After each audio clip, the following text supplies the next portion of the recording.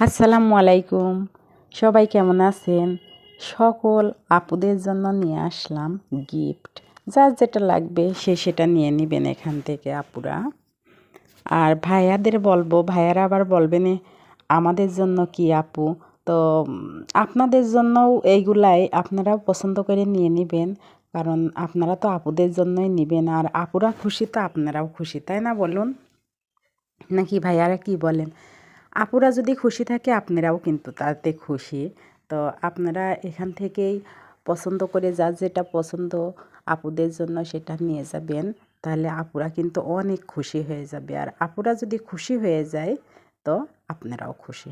তো ভালো লাগলে অবশ্যই একটা লাইক দিয়ে দিবেন, আর নতুন হলে আমার পেজটা ফলো করবেন।